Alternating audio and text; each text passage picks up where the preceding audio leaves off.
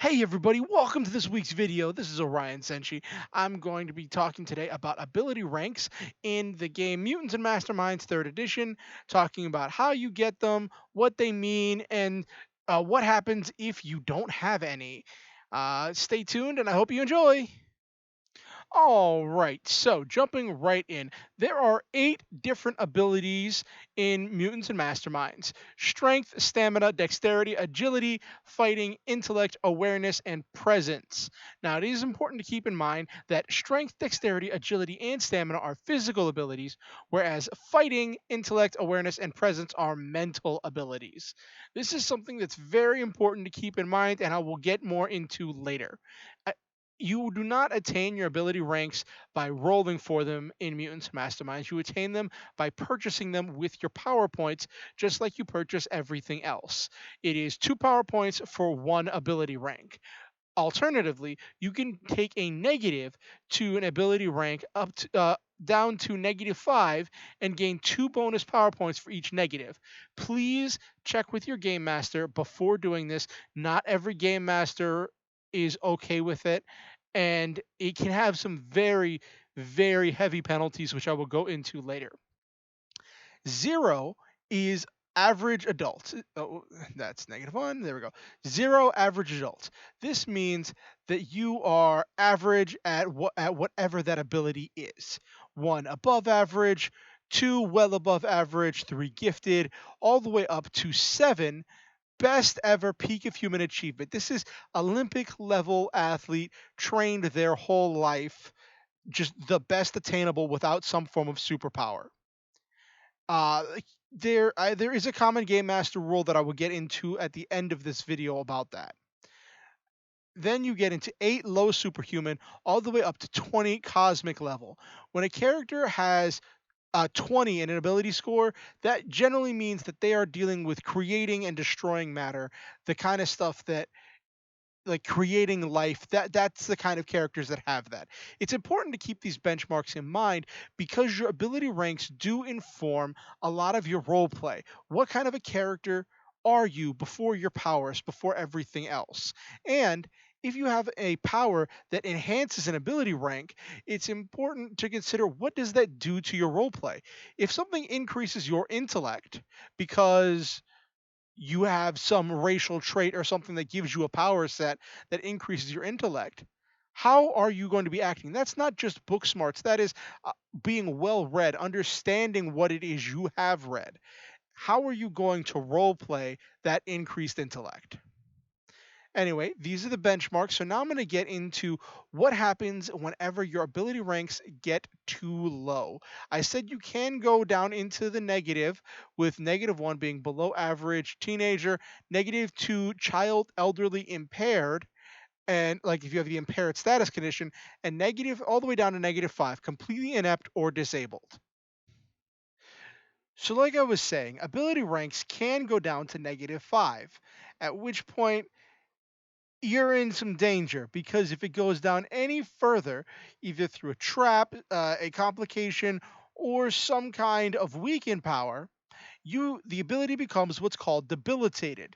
Now, if a strength, agility, or dexterity ability is debilitated, the hero gains the defenseless, immobilized, and stunned status condition. This usually leads to them collapsing. If the stamina becomes debilitated, your hero, they're not entirely dead, they're dying, but they also get a -5 modifier on their checks to avoid death. Usually those are fortitude checks. If your fighting is debilitated, it means you're dazed and defenseless and you cannot make melee attacks. And if your intellect, awareness, or presence is debilitated, it means that you are unaware and you are not blinded, but you're just completely zonked out, not connected to reality until the ability goes back up to at least -5. So rolling right along, these are what's called absent abilities. That's if your ability rank isn't just -5, it's gone. You instantly fail a check that is for an ability rank that is absent. Now, players should never have an absent ability rank because of how heavily it changes and modifies how they interact with different traps and challenges throughout the course of the game. That is something that should be reserved for summons, AIs, pieces of people's bases, and so on. You can definitely read all of these in pages 109 and 110 of the Deluxe Heroes Handbook. The long and short of it is, if your character or creature is missing a physical ability rank, that normally means you just don't have a body, you're some form of ghost or incorporeal creature.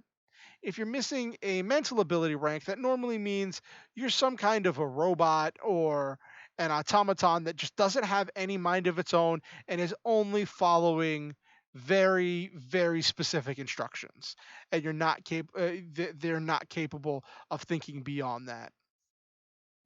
So this, it can be useful for designing things like an AI that doesn't have a body. For instance, if you're building an AI for your base, you would give it like absent strength, absent stamina, absent dexterity, those physical things, because it has no body,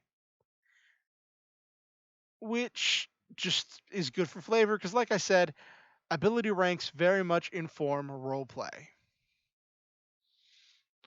So, just to reiterate, in today's episode, I went over a lot of the stuff from chapter 3, abilities, starting on page 107 of the Deluxe Heroes Handbook. I'm not really planning to do a kind of going chapter by chapter through the book because I think that that's a bit much. But I know that I've seen this question quite often of, where are you getting these ability ranks from? Are you rolling them off screen? Are you going off of some kind of guide? So I thought I would explain where the ability ranks come from and what they mean. Now, you remember earlier when I talked about the differences between the physical abilities and mental abilities, between the strength, dexterity, agility, and stamina versus the fighting, intellect, awareness, and presence. A common rule in my games, at the very least, is that your character cannot have a physical ability above 7 without some kind of a reason. I don't care if it's a power or whatever that pushes you to that superhuman level beyond 7. There needs to be a reason, and it can just be, I have a power that lets me do that. That's fine. But mental abilities, I am much more lax with because they are not as impactful in gameplay. They're very important for role play, but for the combat portion and a lot of the nitty gritty things, higher mental abilities aren't really as important. And one of the things with mutants and masterminds is that it heavily balances combat in order to create freedom in all of the things that are non-combat for players to express their own originality. That is one of the things that I do very much enjoy about this system. With that said, this has been Orion Senshi going over ability ranks, what they mean, where you get them, and what happens if you don't have them. I hope that you all have a wonderful day. Please remember to like, comment, and subscribe. Unless you didn't like it, then dislike it. Any form of engagement's important.